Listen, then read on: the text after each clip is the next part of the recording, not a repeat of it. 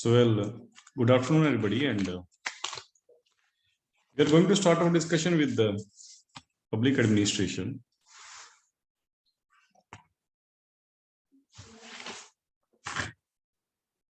I think in last class we were reading about the Minnow Brook second, and we have completed the Minnow Brook second, right?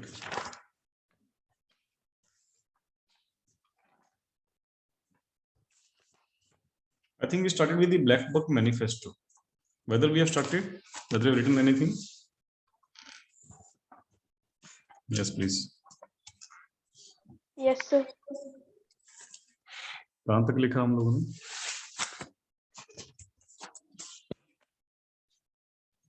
Last line was it's. Yes, please. Shalu? It should be treated as an autonomous agency under the obligation of the Constitution. Okay. जो हमने पढ़ा अभी black buck manifesto में, please start your वेबकैम्स fast. उसको पहले मैं summarise कर देता हूँ फटाफट से. So when Black Buck's manifesto was released, it was the time of early 1980s, and in this period, what was popularized, what movement was going on? The movement of NPM. That was at the peak. That means downsizing the government, privatization, neo-managerialism, that is nothing but the use of managerial principles in the public administration. These kind of things were becoming popular, right? And everywhere in the world. At that time, a conference that was made in Blacksburg, and University of Virginia, the people came from that. I think 2 universities were there. They prepared this manifesto that is popularly called Blacksburg Manifesto. This Blacksburg Manifesto reiterated the role and importance of the public administration and the civil services. They said that we should not downsize it. If you want, they also admitted that there are problems, but we need to reform these problems rather than downsizing this institution. And they have criticized the NPM also because they said that if there will be more privatization, if government would, if government importance would be reduced, then there would be market failures. And there is an evidence in the form of 2008 financial crisis that we have seen. What they had suggested to give more autonomy to the public administration. And they also said that it should be treated as the fourth organ of the state. Like the other 3 organs are the executive, legislature, and judiciary. Right? Till here, we have read. Now from next line, you can write down, bureaucracy has failed. Bureaucracy has failed due to some deficiencies. Bureaucracy has failed due to some deficiencies. So they advocated for reforms. So they advocated for reforms rather than replacement. Rather than replacement. So they said that rather than replacing the public administration by private sector, we need to make reforms within the public sector. Now you can write down, instead of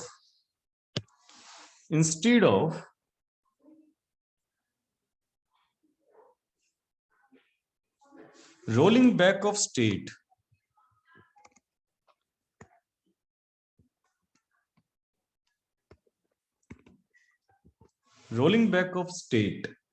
they advocated for retention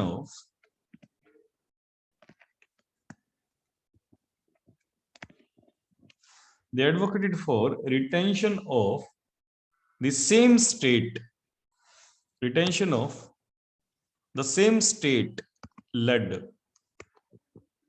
state-led bureaucratic paradigm, state-led bureaucratic paradigm.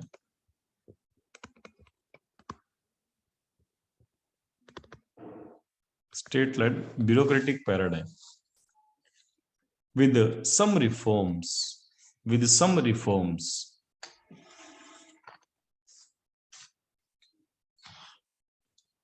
developed a normative view.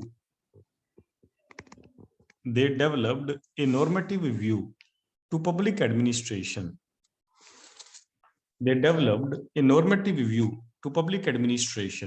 Normative को आप लोग underline कर लें. Normative view to public administration. And we know that what is the meaning of normative? Anybody who can tell me? What is the meaning of normative? Value-led. Ideal. Based on moral values. Right? That is the meaning of normative. So normative view to public administration. Normative को underline कर लीजिए because this is one of the key point of the Black-Scholes manifesto. Now you can write on the another heading, approaches of manifesto.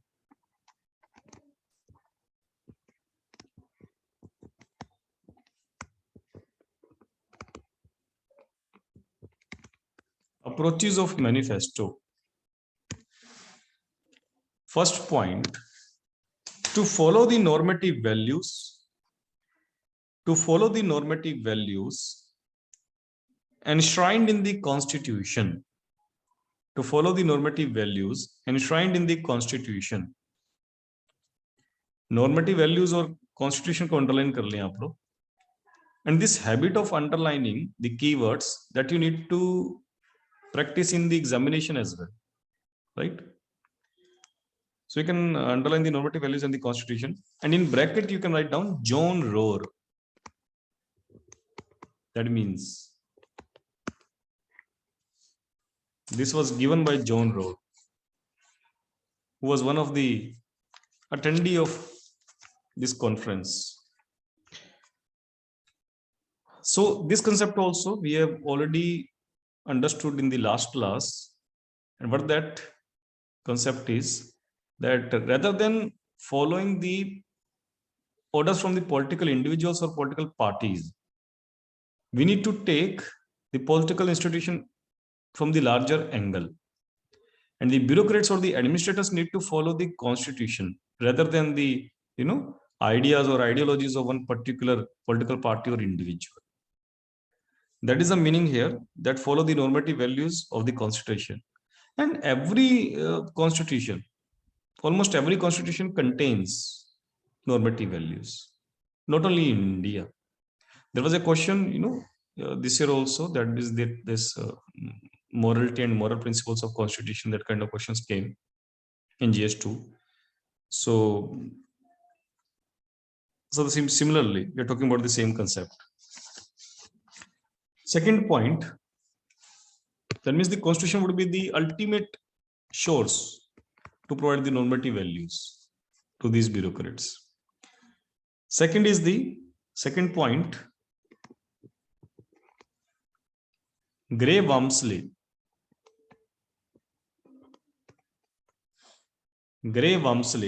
This is one of the pioneer of Black-Scholes manifesto. Gray Walmsley, advocates for agency perspective.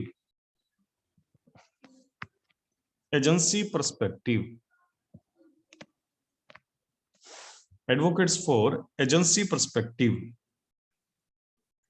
Taking the basic principal agent model.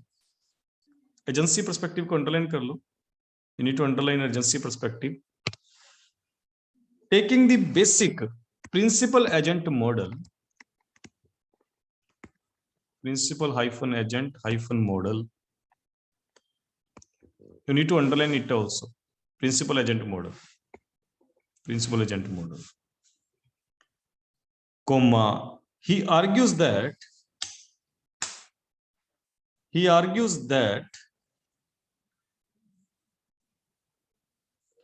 political demands can differ political demands can differ as per political needs.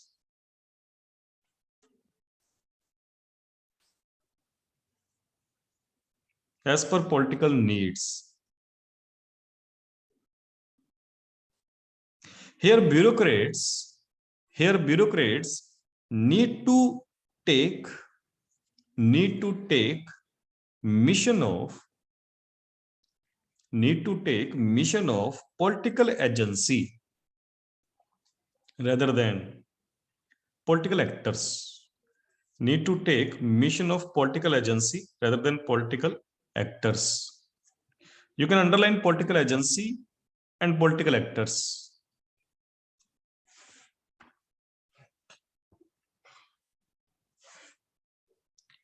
Bureaucrats need to exercise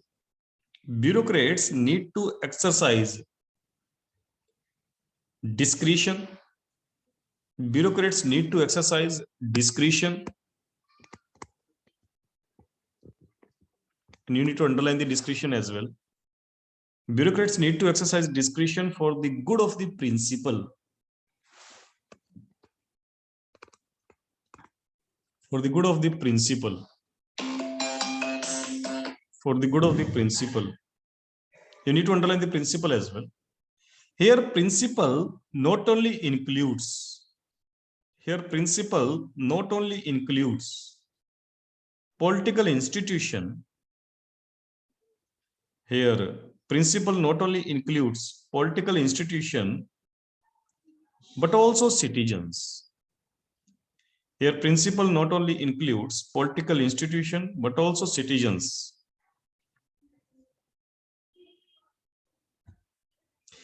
Here bureaucracy balance the competing interests of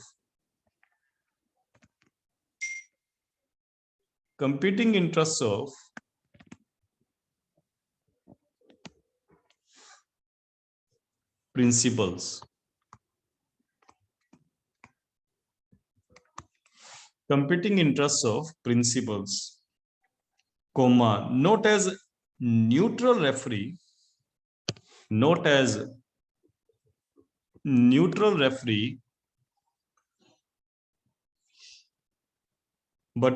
rather as an active participant. Just a second.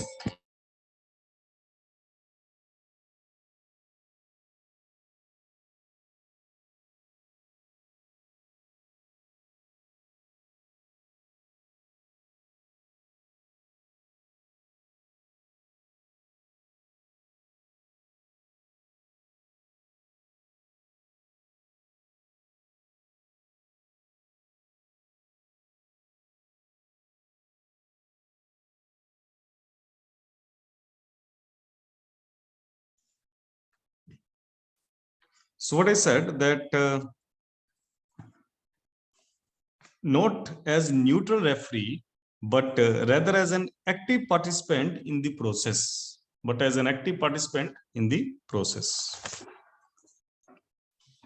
Now, you need to understand very carefully.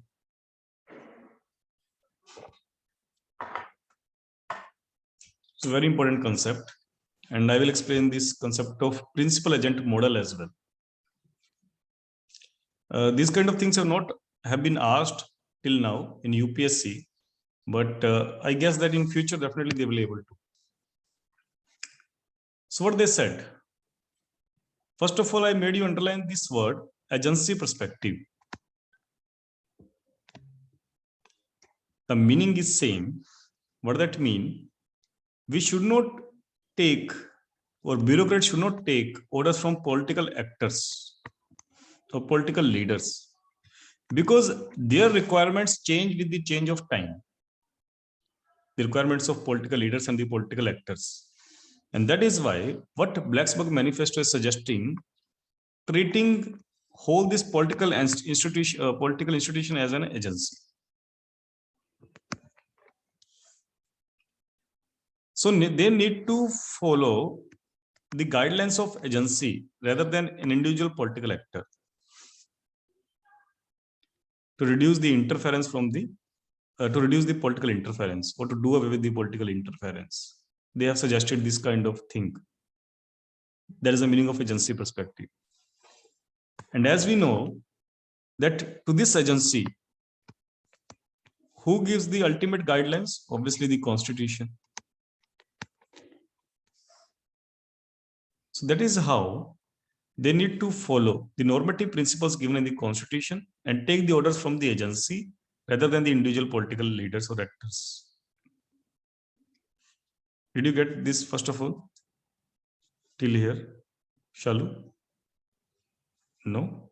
What I said, that to do away with the political interference, Blacksburg Manifesto is saying that you need to take the superior as an agency rather than as an individual. That means do not take the orders from the individuals, but from the agency. And what is the agency here? The whole political institution. And this whole political institution worked as per the constitutional authority. And that is why indirectly you are saying that take the orders from Constitution rather than individuals. Why they are saying so? Because the requirements of individuals changes with respect with the change of time. And whereby the bureaucrats won't able to take the effective decisions. It could result in the biased decisions, right? That means every time as they take the decisions, they need to take care of the normative principles given in the Constitution rather than the individual political orders.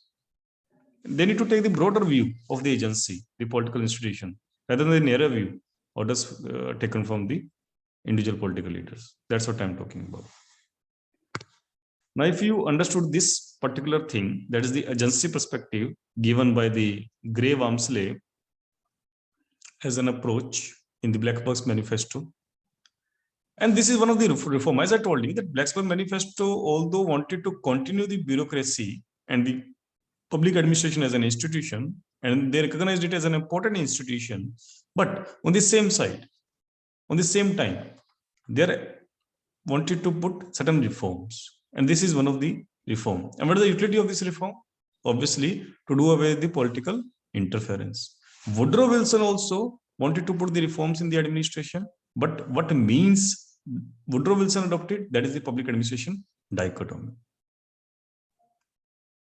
But Blacksburg Manifesto putting another solution in the form of agency perspective rather than opting public administration dichotomy. Is it understood what we have said? Yes, Woodrow Wilson also said that administration should be free from the hurry and strife of the politics, right? That is our aim. Now, another thing that I have mentioned here, principal agent model. Again, you need to understand very carefully.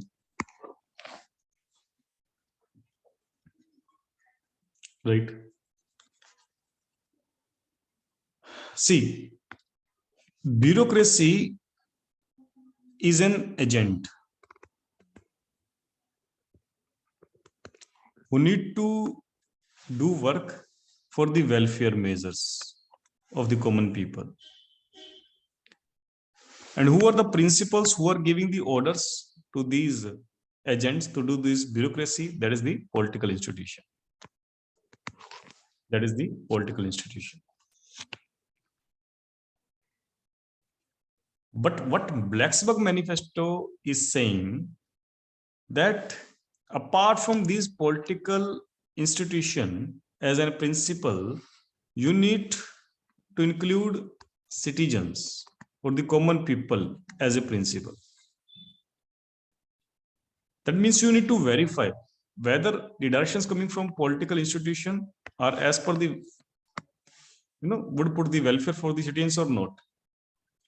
They are saying that these are two principles for whom the bureaucracy need to work, rather than taking only the narrow view and working only for the political executives. And the bureaucracy need to make balance between these two principles. So what are the principle here? Two things: political institution and the common citizen. These are the principles. In fact, it is very much closer. This principal agent model is very much closer to the one concept on which, again, the question was already asked in UPSC. That is the direct accountability and indirect accountability. That we already covered. That we have already covered in the ethics paper as well. Is it clear? What we wanted to tell you? Okay. So now, and again, in doing this balance activity, that bureaucracy balancing between these two principles, bureaucracy should not act as a neutrality in a neutral manner, because Blacksburg Manifesto cleared one thing, that bureaucracy need to be act as an autonomous institution, and as an autonomous institution, they should not, they cannot be passive recipients. They should act as an active member to promote the interests for the citizens and to work for the normative values given in the Constitution. Anybody who can give me the example for that from Indian administration? Anything. Hypothetically also you can create it. That would be suitable to the principal agent model.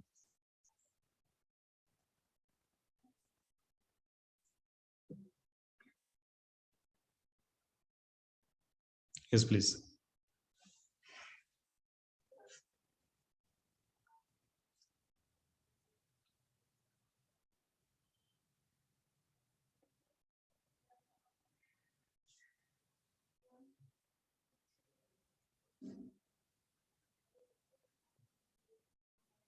An example. I mean, you can create the hypothetical example as well.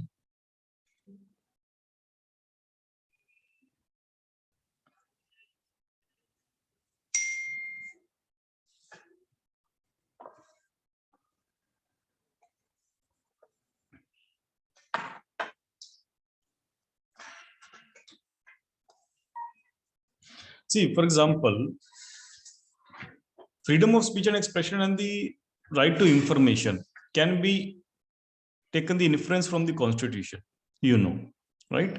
That means transparency can be inferred from the Constitution. Just a crude example. And if there would be a question for bureaucracy that rather than it need to go for the transparency, that is one of the constitutional value, or for the secrecy, as suppose political individuals or political actors wanted to make certain things secrets, and if bureaucracy would follow that value that is given in the Constitution, and if it is useful for the citizens, then they can balance and they can go for the transparency rather than the secrecy. Likewise, the nature of Indian state is that Indian state is the democratic, secular, socialist, right? You can take the example of democracy. We have read the certain case studies of the certain bureaucrats as well. There are bureaucrats who wanted to seek participation of the people. That means to ensure the democracy, right? So in that way, bureaucrats have the choices, right? And ultimately, they need to make the balance these two institutions, and particularly they need to take those decisions which are as per the constitutional values that are given, right? So then comes third point, that is the social equity. Now, on this front, at this point, Blacksburg Manifesto becoming the closer to NPA 1 or NPA. Yes, social equity was given by the NPA also. I'm not saying that you can equate the NPA and the Blacksburg Manifesto. I'm saying just that social equity was also talked in the NPA and also talked in the Blacksburg Manifesto. Or otherwise, you can say that Blacksburg Manifesto was influenced from NPA, right? And included the social equity as one of the approach to run the public administration. Because already I said that you need to use the constitutional normative values. And by using the constitutional values, almost every constitution talks about the equity, socialist equality, and all these things. So you can write down social equity was incorporated from NPA. Social equity was incorporated from NPA, whereby bureaucrats are needed to bias, towards vulnerable sections,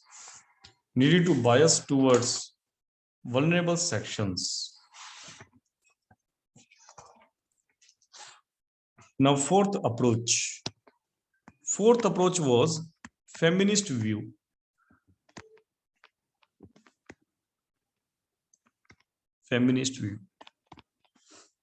You know why suddenly feminist view is coming into picture? Because when 1980s, we are saying that was the time of NPM. 1980 was also the time of feminist movement in all around the world. Early 1990s and the late 1980s. And that is why almost in every discussion, this view was coming into picture. In case of Minobrook Second Conference also, we have seen that feminist view came into picture, gender bias and gender equality or like that. This you can write down. It was argued that traditional public administration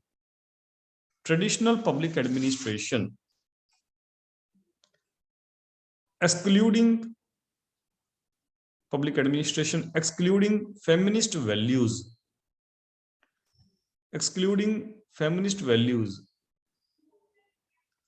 By the way, I wanted to ask you one thing. What is the meaning of feminism or feminist? Yes, please. I think already there was one essay that has been asked from this topic, feminism or feminist, and maybe a question in the public administration as well. Yes, please. What do you understand by feminism or feminist?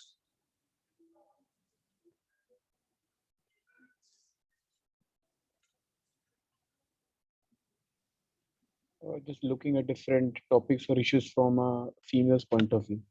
From female point of view. For example,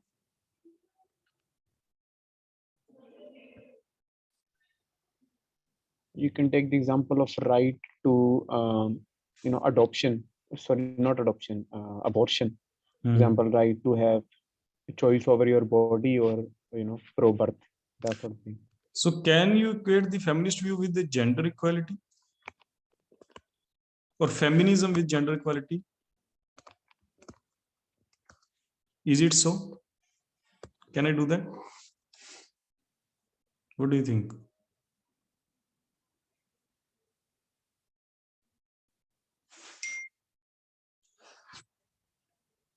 Yes, please. I mean, it is not sure what the actual background is, but I think it is not used in that sense, but I think it could be. Feminism cannot be included in, cannot be equated with gender equality. And here, because we are talking about feminism, so you can understand about it also, because maybe there could be a question in your examination. See, feminism, definitely from female word only, they have created this word feminism.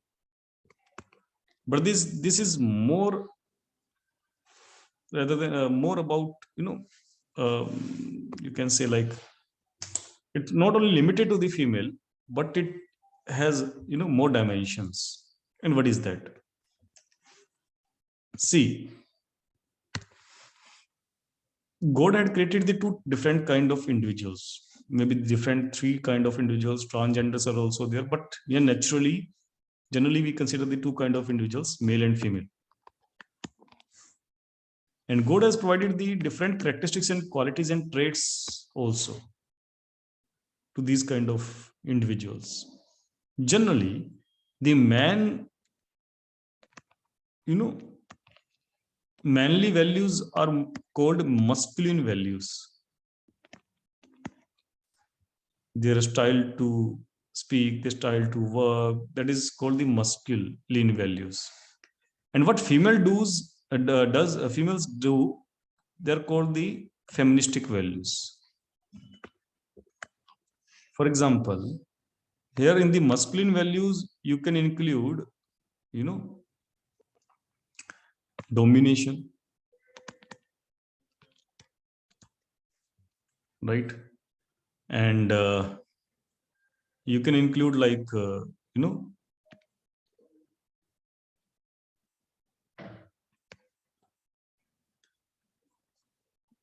example, they have the, for example, the labor that you can include, more labor kind of work or that kind of see. And you include like the warships and the warfare that you can include, right? These kind of values, are particularly associated with the men's, that they can do better these things. They're better in this. I mean, include all those values in which men are better. And in particularly in the feministic values, what comes, for example, love, care, emotional intelligence, these kind of things, or not emotional, emotions, these kind of things are there. Respect, right? Now, if these are certain values that are there in females, but we cannot say that these values cannot be adopted by the males, or these kind of values cannot be there in males. And that is why feminism is more about, more rather than just gender equality. It's not, just one of the part of the gender equality. Feminism, gender equality is one of the part of the feminism movement. But in feminism movement or feminist movement, we are talking about those values which are often neglected in society. As females are neglected in society, likewise, there are certain values like the feminist values that are neglected or ignored in society. And in public administration also, these values were neglected. Generally, what happens in public administration also, most of the work happened as per the masculine values. And even if women are employed in the public administration, even then also the females are also trained in the masculine values. They're forced to act as per the traditional aspects of the masculine values. And their own working style is not used in the public administration. Is it clear what I'm talking about? So here our concentration is about those values which are feministic values, which are more closer to the females. And that is why Blacksburg Manifesto would deal with all these issues. And what result they will make, that is very interesting. That also we will see. So you can write down. It was argued that traditional public administration was excluding feminist values, comma, forcing all bureaucrats, including women, comma, to take masculine roles, to take masculine roles,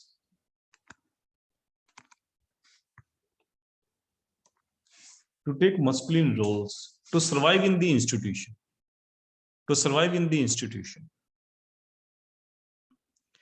example, if you become bureaucrat, and generally if the juniors make mistake, what would be the habit of the senior? If that person is male, that person would try to scold the junior or try to scold the servants. There is a kind of masculine thing. That means coercive measures are mostly used by the men people, whereas women generally are more participative. Generally they take care of the emotions of others, so they can counsel that person, or that kind of options they adopt more.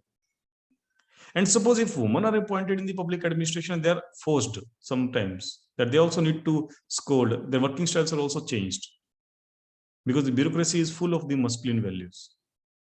Is it clear what I am talking about? That means women also needed to the scold the other persons or like that. That kind of lifestyle they also adopt. Work style they also adopt. So you can write down masculine roles to survive in the institution. Feminists propose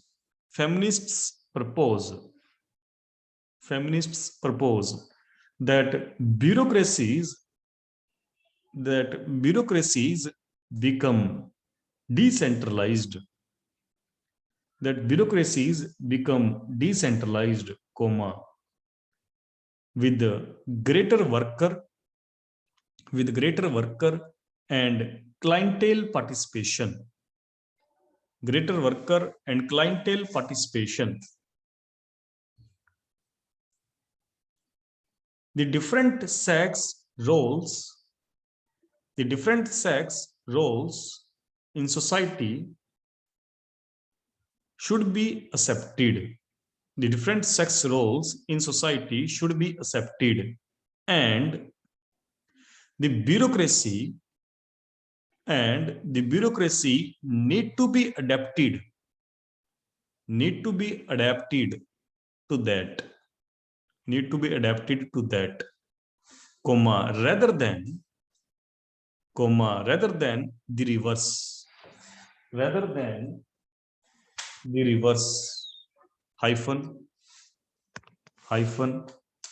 forcing women to adapt, WOMEN,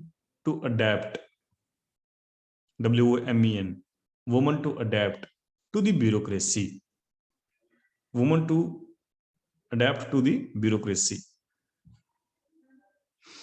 The feminist bureaucracy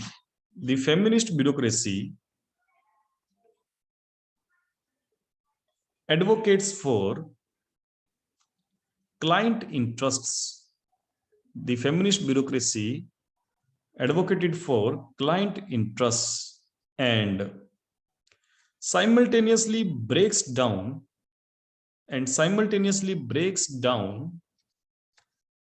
gender-based values and structures in the organization. Simultaneously breaks down gender-based values and structures in the organization. What that mean? That means the structures which are right now more advantageous to the men, these kind of structures need to be replaced with the flexible structures which are more suitable even for the female as well. Is it clear? So that kind of thing should be there. For example, in the infrastructure also, if females, are more like plantation in their offices or like that, then offices should also be changed. If they want particular kind of sanitation in the offices, then that kind of sanitation need to be provided. Why female need to change as per the bureaucracy style of work? And the bureaucracy should change as per the values of the female, that way. And this concept is very useful not only for public administration, anywhere this concept can be used, right?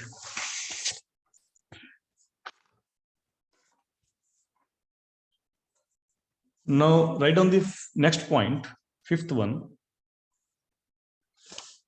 The Blacksburg perspective is basically the Blacksburg, and from each this point there could be exclusive question.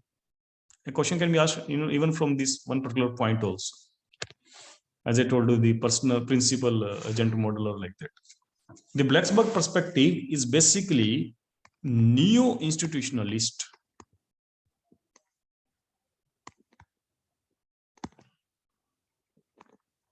Neo-institutionalist. You need to underline this. The Blacksburg perspective is basically neo-institutionalist. And you need to underline this word, neo-institutionalist. and it contrasts with the public choice theory. And it contrasts with public choice theory. As we know that Blacksburg Manifesto contrasted with the NPM. Likewise, Blacksburg Manifesto or perspective contrasted with the public choice theory. Contrast and public choice theory, you need to underline these things. Then you can write down PCT adopted, public choice theory adopted methodological individualism. PCT adopted methodological individualism, in bracket, individuals as basis to develop theory. Individuals as basis to develop theory, bracket closed, comma, and ignored the role of institutions.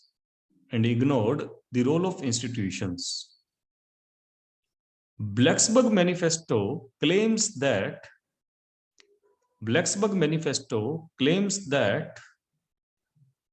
when people work in institutions, their self-interests,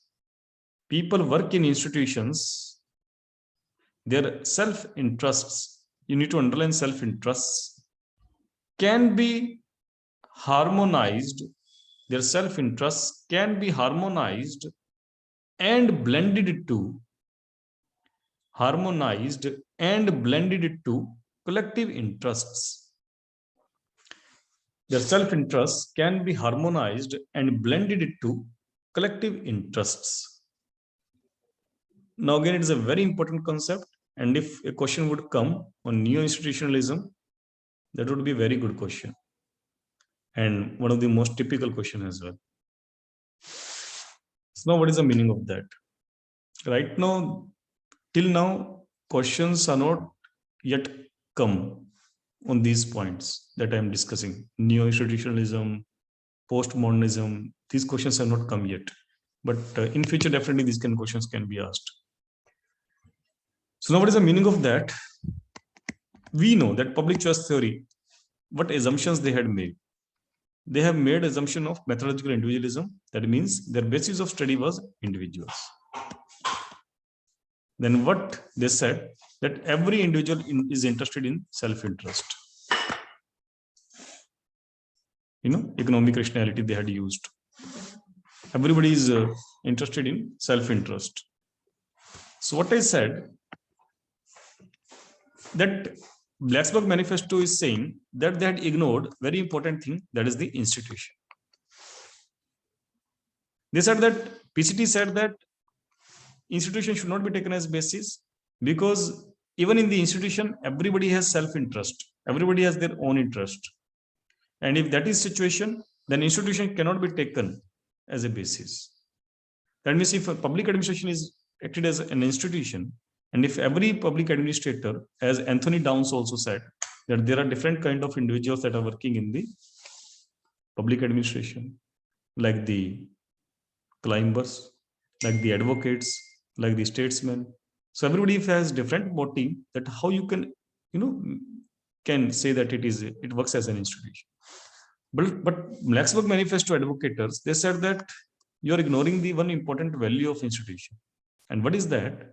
That when someone works in the institution, then he gives more preference to the public interest, or sorry, more preference to the organizational interest rather than self-interest. That means whole becomes greater than sum of the parts when somebody work in the organization. And that is, he challenged, this Blacksburg Manifesto challenged this public choice theory. So neo-institution means, here institution they want to revive is the bureaucracy. And what is the new in this institution? There will be certain reforms in this institution. For example, just now we have discussed feminism. So these institutions should act, should reform as per the gender values, the different gender values. They need to adopt the social equity and all kind of these things. But the Blacksburg Manifesto tried to give the importance of institutions, and this approach is called neo-institutionalism. So what two things are important for neo-institutionalism? First of all, they are given the importance of institution, whereby the individuals give more preference to the national interest rather than self-interest, and they challenge the public choice theory that is based on the methodological individualism. And secondly, what is the new in this institution?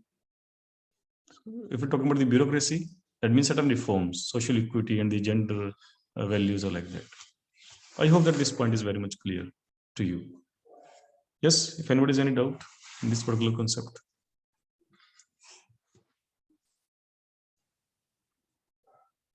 Yes, They wanted to introduce reforms in the old bureaucracy. yeah, definitely. Now, next point. It recognized the importance of authority.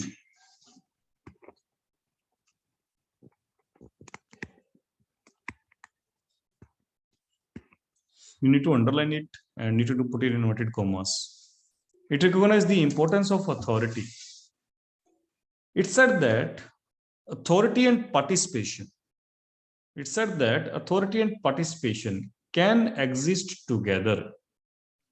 It said that authority and participation can exist together. These all are the keywords. For example, neo-institutionalism, authority. If the question would be asked on Blacksburg Manifesto, you need to put all these keywords. So it said that authority and participation can exist together. Likewise, coercion and consent.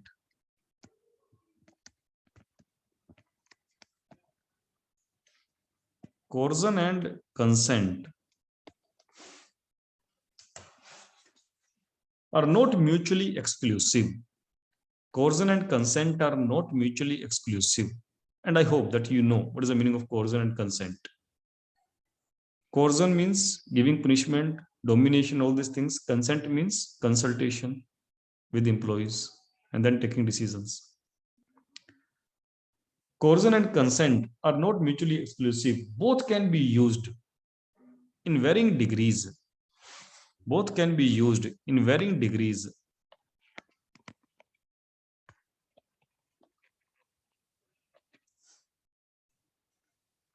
Varying degrees in particular situations. In particular situations, varying degrees in particular situations. Varying degrees in particular situations.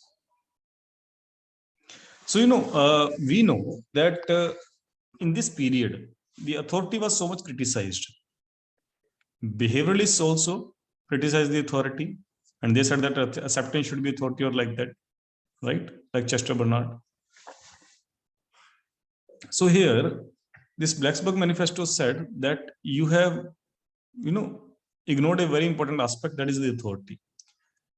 Blacksburg Manifesto said that there is no doubt that there should be a consultation, but having only consultation and having not exercising any authority, then there would be chaos, then there would be anarchy. And that is why only consultation cannot be the basis of the organizations. Both work, parallelly. And based on situations where consultation is required, consultation should be needed. And where authority is required, authority should be needed. Is it clear? In that way. Here authority, we are talking about the bureaucratic authority or Weberian authority. So then next point, it was... Consultation is in what context we have used consultation? See, there are different management styles. When we will read the Likkerts, we will read the different 4 kind of management style, right? So domination is one of the management style, whereby the, superior dominates over these subordinates. That is called the coercion. And another style could be the consultation. That means Who will take the decision? Decision would be taken by the superiors only, but only after the consultation with the subordinates. That is the different kind of management style. Is it clear? So it is saying like both are required. Authority, Yes. their authority and participation can be related with authority and responsibility given by Henry Fayol. Henry Fayol. No. That's a totally different thing. That total responsibility, that was a principle given by the Henry Fayol. That means for a particular position, adequate amount of authority need to be provided. That should be commensurate with the responsibility. That was a principle given by the Fayol to design the structure of the organization. And here we are saying authority given by the Max Weber, that is nothing but the dominated. Max Weber, that he equated authority with domination. Is it clear?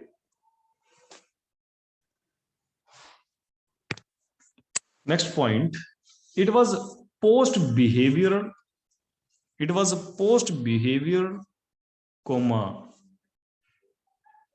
post-empirical and post-positivist. Post-behavioral, post-empirical and post-positivist. It considered public administration as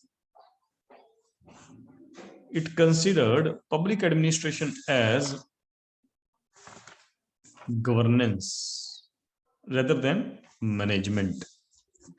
It considered public administration as governance rather than management. Need to underline the governance. I hope that you are very much acquainted with these three words: post-behavioralism, post-empiricalism, and post-positivist. Yes, post-behavioralism, you already read about the post-behavioralism as well. What is the meaning of that? Quickly.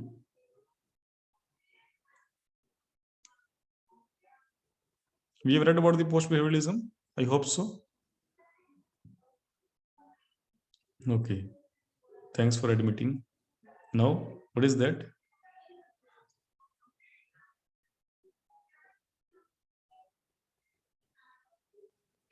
What is the meaning of post-behavioralism?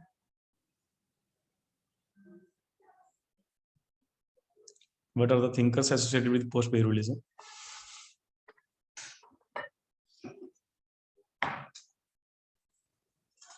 It is related to new public administration.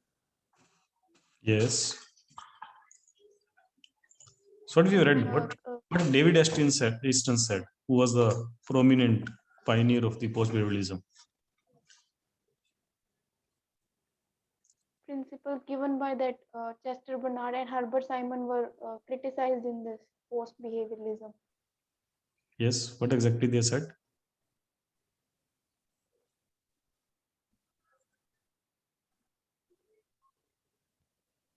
Still you are not revising things.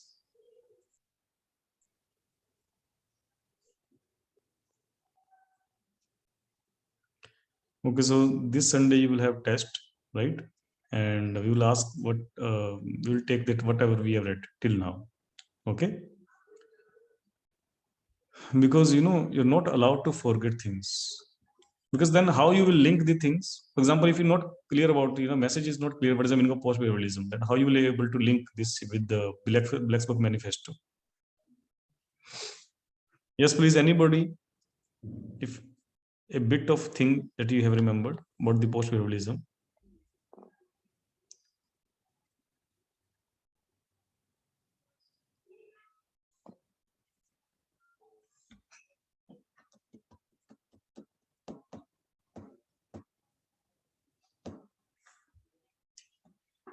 See, in behavioralism, whenever we talk about the post-behavioralism, generally we criticize the Herbert Simon.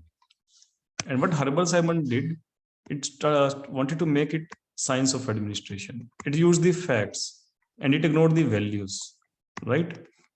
And Herbert Simon also tried to give the universal principles, universal theories, which are applicable in every part of the organization and government, private as well as the public sector.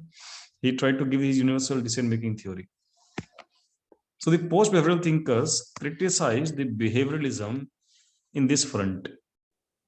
That means universal theories they had criticized because they ignored the context and the cultures. The fact value dichotomy was criticized, right? All these things were criticized, and they said that the value should be used more rather than the facts, right? So you're right that NPA is coincided with the post-behavioralism movement, but the basics of post-behavioralism we needed to know that what exactly was there in post-behavioralism. So need to revise the concepts again. Post-empirical again is the same because they have said that apart from making inference from experiments only, we cannot say that this is the ultimate truth. Post-empirical approach means that apart from these experiments that you make and then you make the a conclusion, that is not true. There are certain normative values that we can use or adopt in the policy making and in the policy implementation. And then post-positivist, that what is the meaning of positivism? Anybody?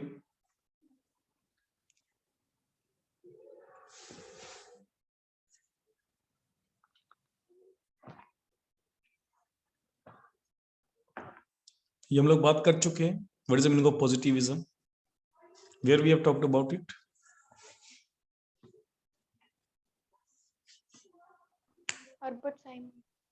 Herbert Simon. Yes. What is the meaning of positivism? Positivism and logical positivism. What is the meaning of positivism? When we are taking decision based on facts. Based on facts. That is the. Yes, please. In logical positivism, we are taking decision based on scientifically proven. Right. So positivism means when we take the decisions based on the facts, right? So they have criticized the positivism. And we have read in the NP also that Robert Golombayev gave 3 anti-goals. And one of the anti-goal was the anti-positivist, right? That means they have criticized the positivism on the same front. That means use of the values. Ultimately, what I'm saying that post-behavioralism, post-empirical, post-positive, one thing is common. And what is that? Use of the values. Is it clear? And this approach was used by the Blacksburg Manifesto as well. That means Blacksburg Manifesto also advocated with the use of values. Already we have seen that from NP they were influenced in the form of social equity, and they have also taken the concept of use of values from the NPA in the public administration. And they said that administration should be taken as the governance rather than management. What does that mean? That means public administrators should not concentrate only on the technicalities of the administration. That what is the accounting system, what is the auditing system, these kind of technicalities, what kind of process mechanisms. They need to take the values into consideration while policy formulation and policy implementation. Next point. It had concerns to revitalize. It had concerns to revitalize the concept of public interest.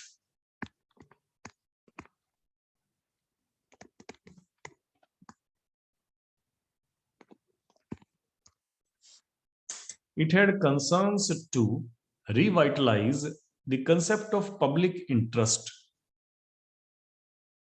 Concept of public interest. It had concerns to revitalize the concept of public interest.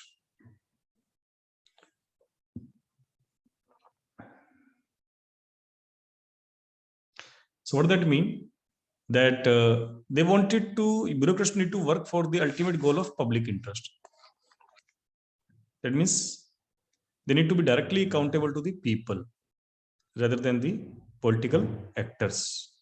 That we already understood from the agency perspective and all these things. That means they need to work for the welfare of the people. They need to work for the aspirations of the common people. So we can say that Blacksburg is equal to bureaucratic plus post-bureaucratic. That means Blacksburg perspective is bureaucratic and post-bureaucratic. Now I've used one more word, post-bureaucratic. You know why I'm giving you all these words? So that if a question would come in your examination, you should not be confused with the post-behavioralism, post-positivist, post-modernism, post-bureaucratic. Everything should be clear to you. Now, what were the components of bureaucratic here? What was the component of post-bureaucratic here? So what is the bureaucratic thing here? Bureaucratic means they attempted to restore bureaucracy.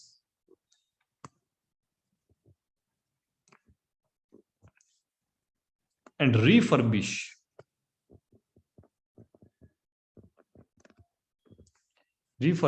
its flagging image. That means they were still reliant on the old institution of bureaucracy, but they wanted to improve its image. That means, yes, they used the bureaucratic approach because they used bureaucratic as an institution for the public interest. But secondly, what is a post-behavioralist thing is there? That is the all reforms that we are talking about. Here, post-bureaucratic means all reforms that we are talking about. And what are those reforms? For example, to make it more client-oriented,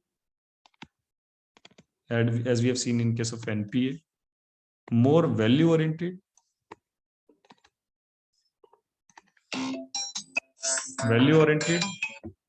constitutional grounded,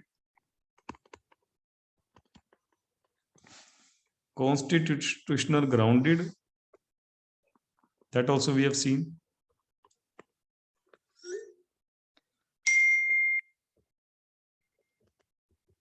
Equity oriented, etc. Agency perspective, feministic values, all these reforms would come in this post-bureaucratic. Is it clear? If there will be a question on post-bureaucratic, so you can write down these kind of things in your examination. Whatever the reforms that were suggested by the NP and the Blacksburg Manifesto, that you can include in the post-bureaucratic phase. So post-bureaucratic phase can also be called post-Weberian phase. All these words are same. There should not be any confusion. Post-bureaucratic, post-Weberian. In post-Weberian also, what would come? This NPA would come and the Blacksburg Manifesto would come. And the reforms made by them.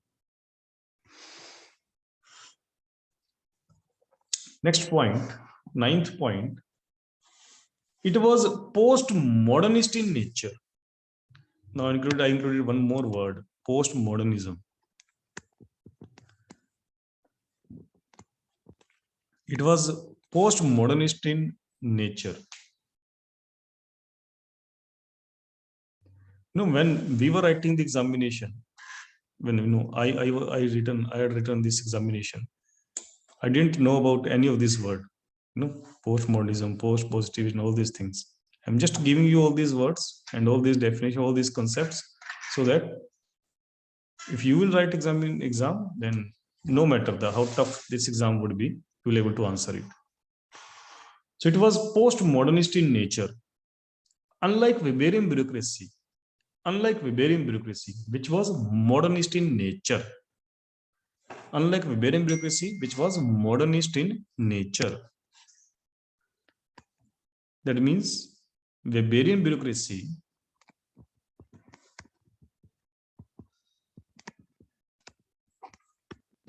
was modernist in nature, whereas Blacksburg Manifesto,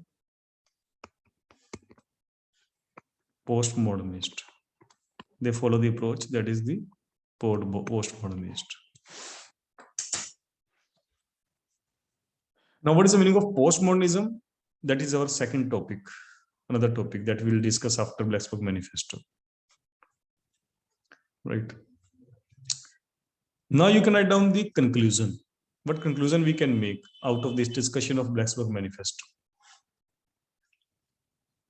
At the time when NPM, at the time when NPM was very much popularized, at the time when NPM was very much popularized worldwide, at the time when NPM was very much popularized worldwide, and asked to downsize the government,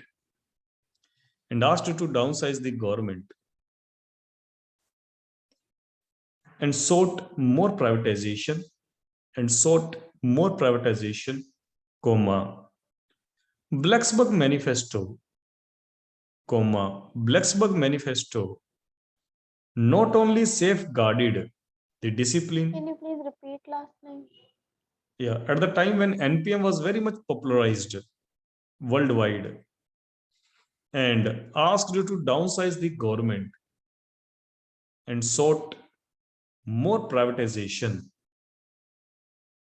comma, Blacksburg Manifesto not only safeguarded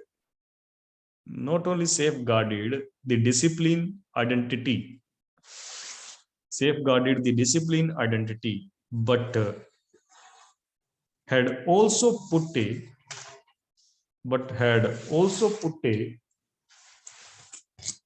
critical view to NPM,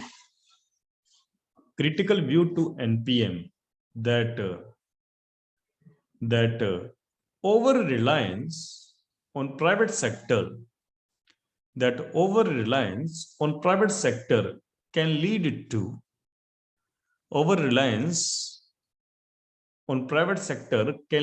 to market failure,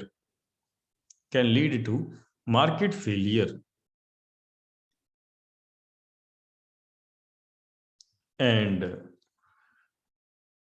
the evidence of the market failure was the 2008 financial crisis.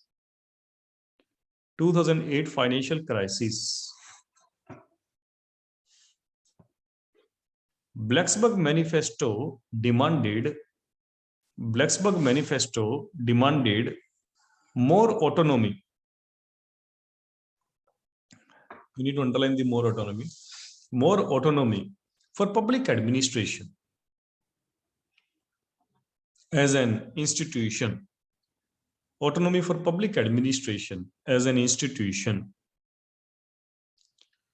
In India,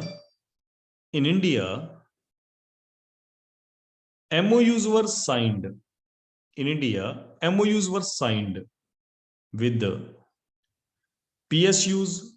MOUs were signed with PSUs to provide them more autonomy. MOUs were signed with PSUs to provide more autonomy. So we can say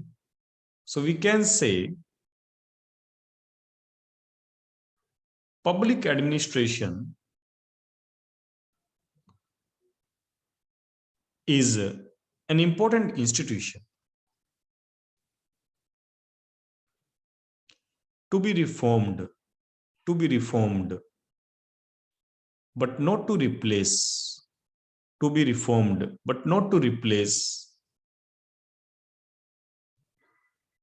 As advocated by Blacksburg Manifesto.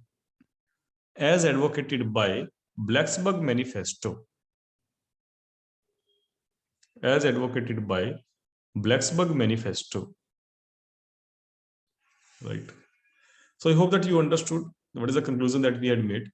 So we have said that Blacksburg Manifesto had made a great contribution to the discipline of public administration, because when we were became so much pessimistic about the public administration, Blacksburg Manifesto have created some optimism with respect to public administration, and it suggested certain reforms, right? And even today we are going with all these reforms. For example, first of all, the evidence of Blacksburg Manifesto theory was in the form of 2008 financial crisis, and Blacksburg Manifesto was also warned the world that this kind of financial crisis can come if we will give them more privatization, right?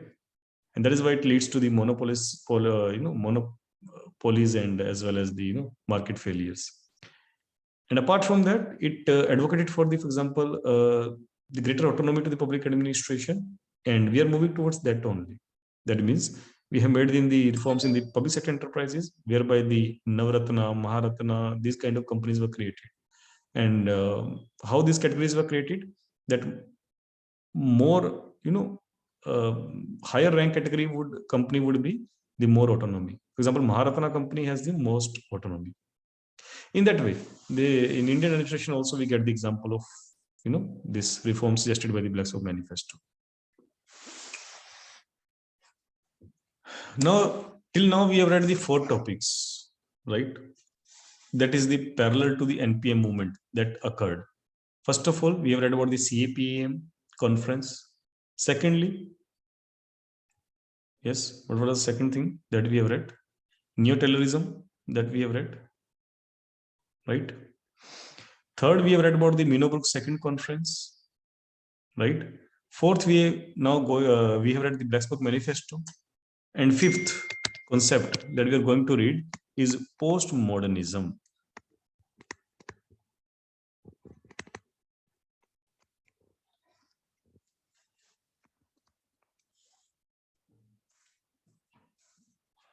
And it doesn't, it is not only important, this postmodernism is not only important for the public administration point of view, it is also important for the GS point of view. That means in ethics also, related question can be asked.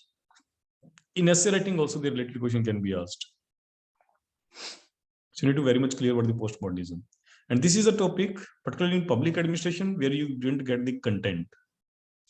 Absolutely no standard book contains this content for postmodernism, including Mohit Bhattacharya. So that is why if the question would come from the postmodernism, so then would be the extreme tough question in your examination. Just a second.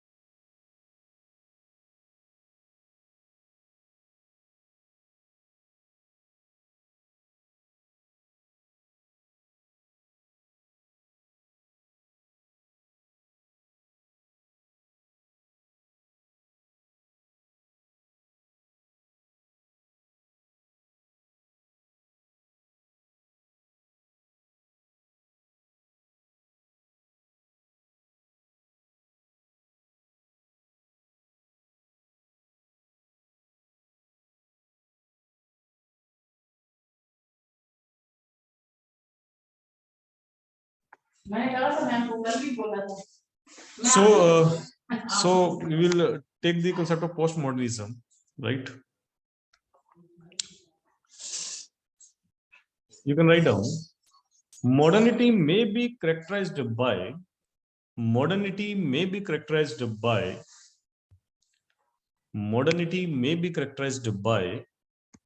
rationalization,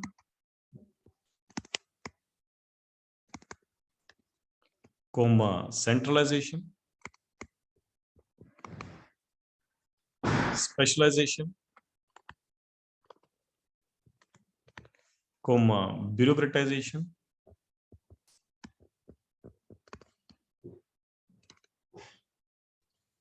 and industrialization.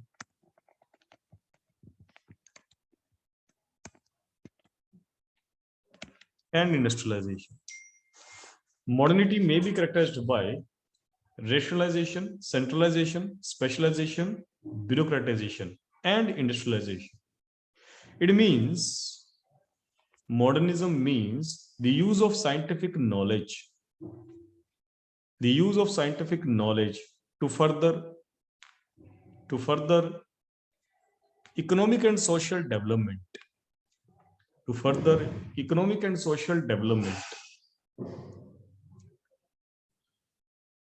The industrial corporations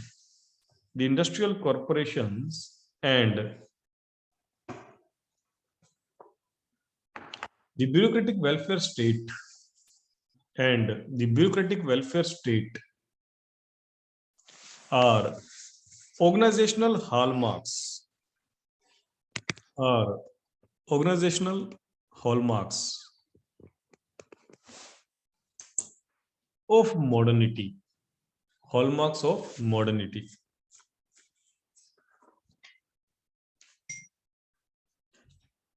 From next line, postmodernism conditions are characterized by, first of all, write down, then we will be able to understand. Postmodernism conditions are characterized by fragmentation,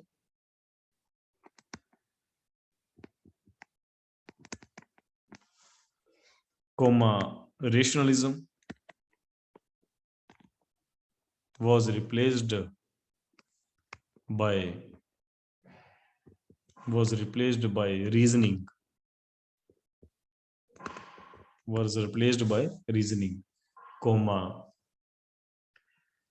decentralization,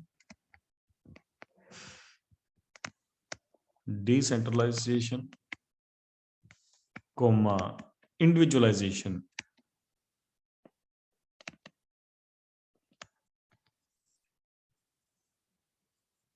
and internationalization.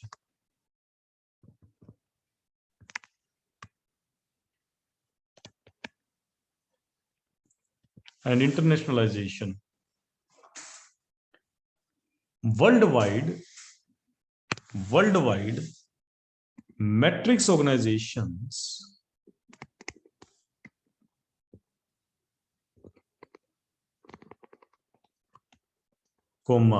outsourcing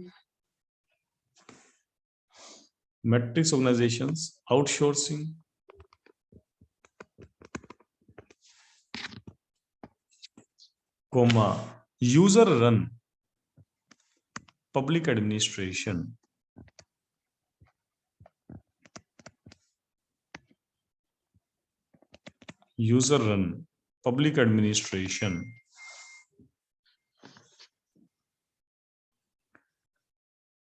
were the characterized features of postmodern conditions. Characterized features of postmodern conditions. Modernistic positivism, empiricism, and deductive logic was replaced by modernistic positivism, empiricism, and deductive logic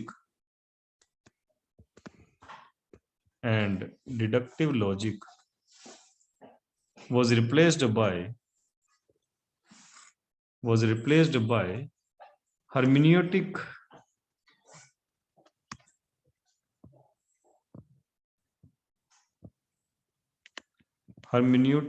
analysis, HERMENEUTIC,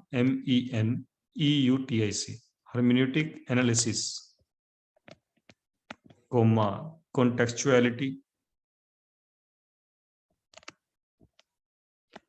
and inductive reasoning.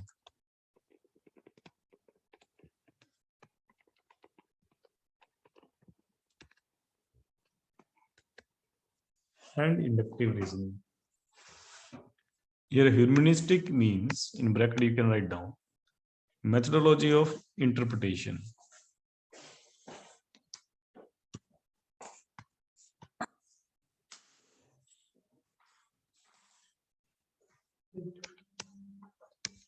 Methodology of interpretation.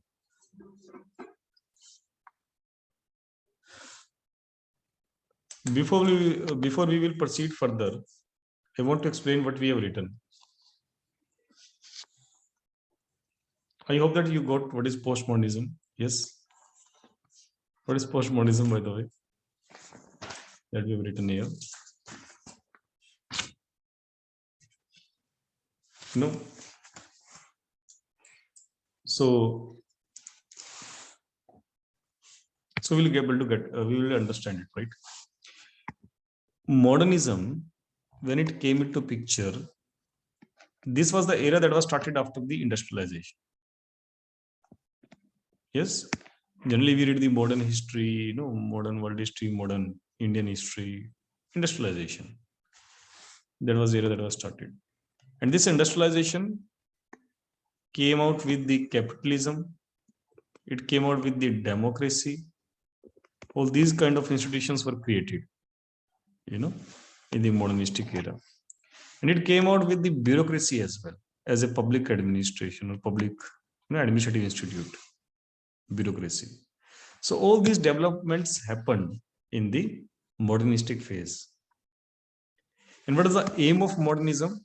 The rapid advancement, rapid economic growth, mass production, these kind of things came into picture. They required the stability. They created the institution like bureaucracy for the administration. And they said that all these institutions jointly would work for the public interest. But what happened? That these institutions, rather than working for the public interest, exploited the public, common people. And what was the resultant of this modernistic philosophy? What was the outcome? There is no doubt that economic growth was there, but this economic growth was not inclusive. There was,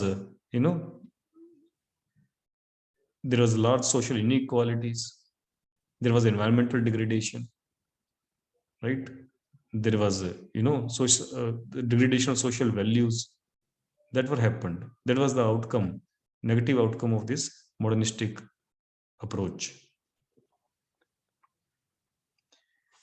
And that is how the postmodernistic thinkers came into picture in 1990s, early 1990s and late 1980s. So in 1980s, when the NPM movement was very much flourishing, at that time, this kind of wave, postmodernism also came into picture. And you know that in early 1990s only, the Earth Summit was occurred in 1992. For the same reason, sustainable development and all these things, they were sought. In public administration also, the postmodernism is general phenomena that had an impact on the all social sciences, politics, history, sociology, public administration, every kind of social science, in economics. But first of all, we want to understand what is the postmodernism in general, and then we will use the postmodernism, the use of postmodernism in the public administration as well. I hope that these things are clear to you, right? So modernistic thinkers, while criticizing the modernistic things, now they will talk about the sustainable development, more equality, equity, the values that we need to protect, and all these things they will talk about. For example, if you want to compare the two thinkers, for example, two persons, for example, Hitler and the Mahatma Gandhi. Mahatma Gandhi is postmodernistic in nature because he talks about the minimalism, he talks about the conservation of resources, and on the other side, the other people, not Hitler, you can compare the Mahatma Gandhi with the any other, modernistic. For example, Jawaharlal Nehru, you can say, although it's not only modernistic, you can compare with the any other person who is modernistic in approach. Right? So I hope that what I'm talking about, right? You know what I'm talking about.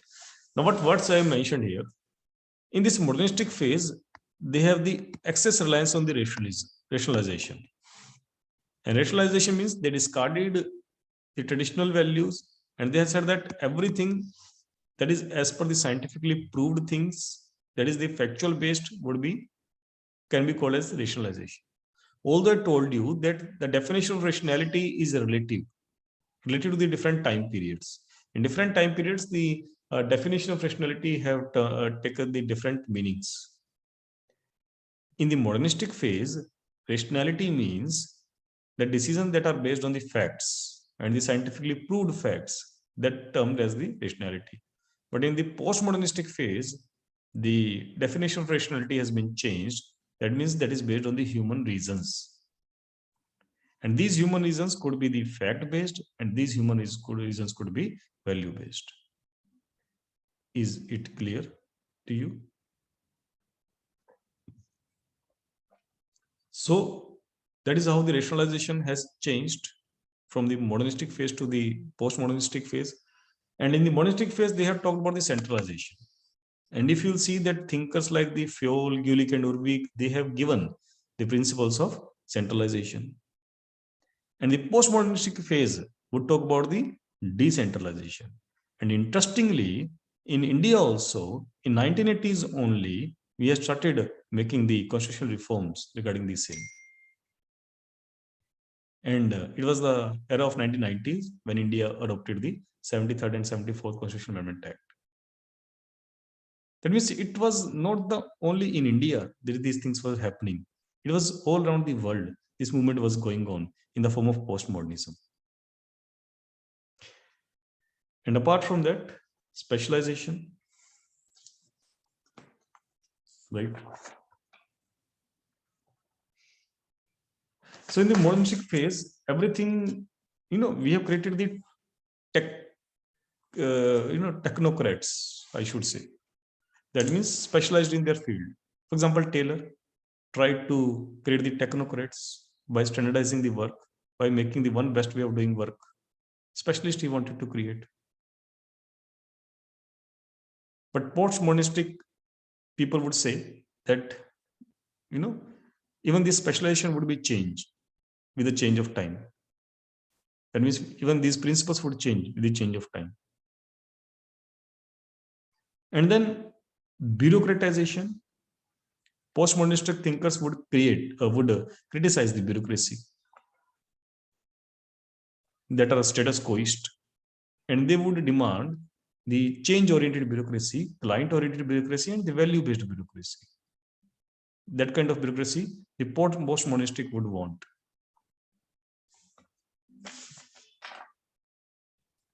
Right? And monistic thinkers would have said that like industrialization can only be the mode to emancipate the human beings from the exploitation, whereas the postmodernistic thinkers are saying that industrialization led to the more exploitation rather than the emancipation of people from the poverty.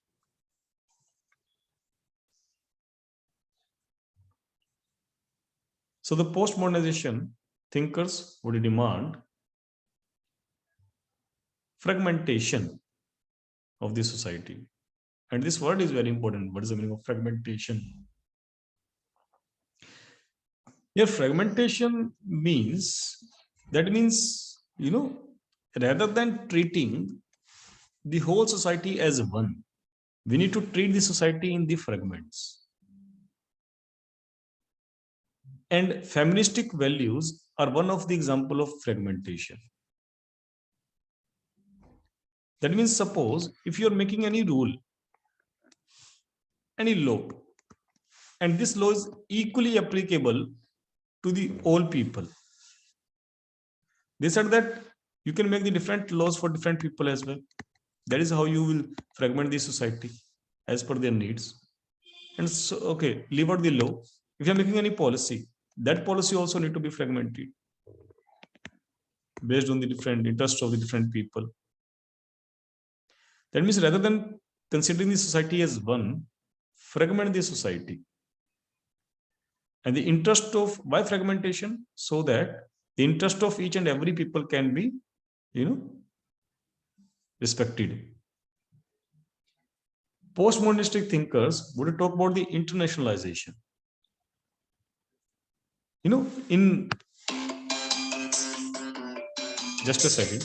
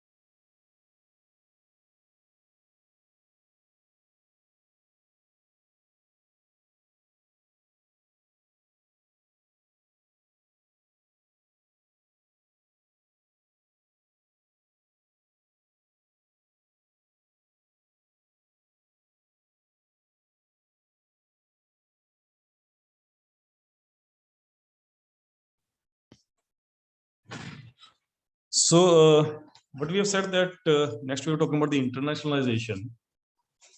So we know that in this era, the globalization was, so much in practice, and we know that WTO kind of organizations also formed in the 1990s only. And Minobrook second also talked about the trade related challenges, right? And we have talked about. And that is why the postmodernism was also in the favor of internationalization. Here there are two meanings of internationalization. First of all, the comparative administration and the techniques can be adopted from each other, and these kind of things were there. Second was that cultures of one particular country was not now remained or the part of the one particular country. That means it crossed the boundaries of the nations. The cross-cultural exchanges were started in this particular phase. And that is the meaning of here for this internationalization. Now you would say that how it would impact the public administration, cross-cultural changes. The traditional, public administration was trained in one particular culture. And because now cultures are changes across the nations and the new values are coming in our country. For example, nightlife was not popular in India, but for example, it came from the Western countries. Definitely public administration also need to be trained on those lines, right? Just one example. So in that way, the public administration need to cope up with the new challenges and new things, right?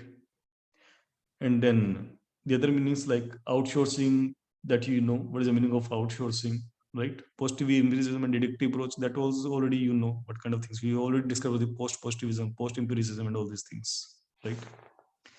And humanistic analysis means the use of intuitions, the use of different interpretations, right?